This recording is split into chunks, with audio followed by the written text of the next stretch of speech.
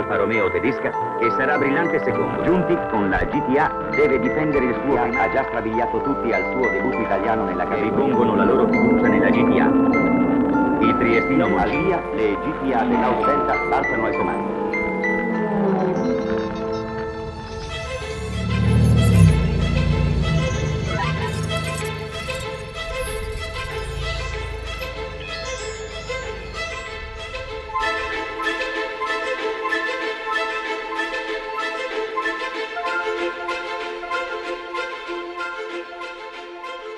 So we often get asked at what point we started designing the GTA. Truth is, we immediately after the Quadrifoglio launch in 2016 continued to play with ideas of where else to take this amazing car.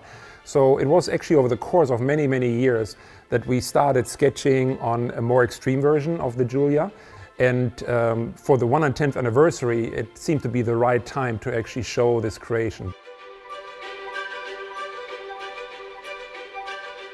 When we thought about the anniversary, we wanted to bring something very unique on the market. We wanted to celebrate this, and the best celebration that you can do is to bring a new car for the Alfisti, for the customers, for all the ones who are fallen in love with Alfa Romeo. So we tried to create a link between the current range that we have with the Giulia and the Stelvio and the history that we had. So really this car, more than a celebration of the anniversary, is a gift. It's a gift for 500 customers, it's a gift for 500 people who love Alfa Romeo.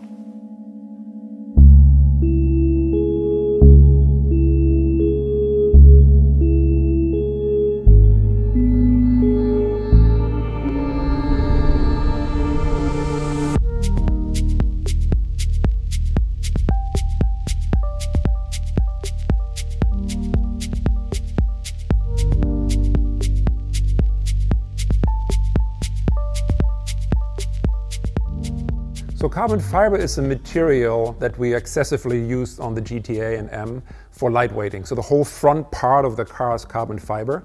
A lot of the carbon fiber you don't even see. The hood, for example, is carbon fiber. The fender are carbon fiber. The whole front fascia is carbon fiber, but it's painted, so it's not really visible. But then there's a lot of exposed parts of carbon fiber, the aero pieces. We also have the wheel arch extension in the back, the rear wing. Those are exposed carbon fiber pieces. We actually like very much working with carbon fiber. It's a material that can almost do anything. But the two differences you need to understand when working with carbon fiber, and you really have to pay attention to in the design phases, what will become aesthetic and therefore will be shown, and what is non-aesthetic. And you can see when you look at a real performance car, even all the way up to Alfa Romeo racing a Formula One car, a group that we worked hand in hand with and helped us tremendously with the development of these parts, we discovered very much the impact, the aesthetic impact, and the difference between aesthetic carbon fiber and non-aesthetic carbon fiber. So we had to make deliberate choices and made sure that the parts that were exposed really were aesthetic. And what that means is basically you really have to pay attention to the orientation of the carbon fiber weave, for example, whereas when you paint it later, you can't just do it any way you want. So there's really differences in how you have to approach it, but carbon fiber is a wonderful material to work with. So when we designed the Giulia GTA, when we had it in the studio, you can imagine that our walls were filled with reference images of the original GTA.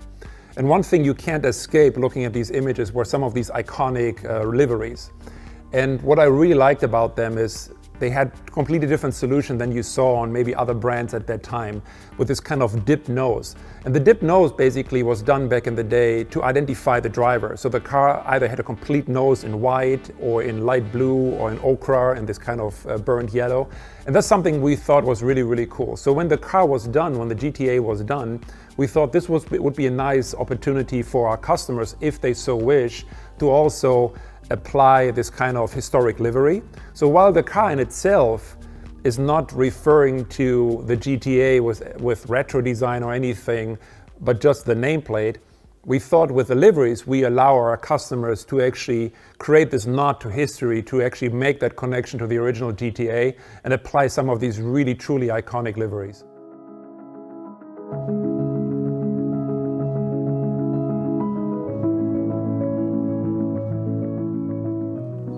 I'm Fabio Migliavacca. I'm the head of product marketing for Alfa Romeo in the EMEA market. We decided to achieve 540 horsepower because it was enough to our target. It was a power to weight ratio, and so reducing the weight, we had the possibility to reach the performance that we wanted without adding too much power. Also because the idea was to keep the rear-wheel drive.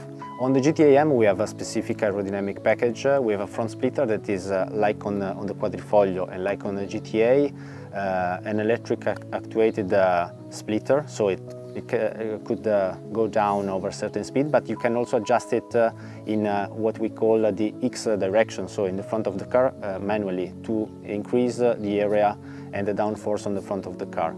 In the same way, on the back of the car we have this huge rear wing that is adjustable, so the central part could be inclinated in a different position, adjustable manually from the customer, and we will give some guideline to the customer depending from the circuit where the customer will drive for a track day or something like that, giving the aero setup that is the ideal one for that circuit. We worked on the weight reduction on the GTA M and the GTA, working from every single particular of the car.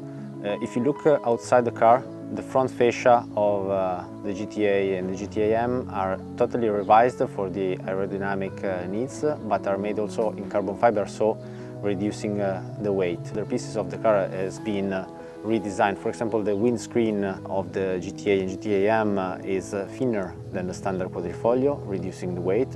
And on the GTA M is really visible the fact that you are removing the rear seats, the rear bench, adding the roll bar, the roll cage with the 6-point harness, and the monocoque seats from Sabelt that are reducing the weight compared to the Spark 1. Working with Sauber is a great opportunity for us to have them on board on such a project. So we are involved in the Formula 1 with Sauber, as you know, but having their knowledge and their experience on the GTA project is an added value. So we worked with them also in in-wheel wind tunnel to adjust the aerodynamics on both GTA and GTA M to achieve a better downforce on both cars.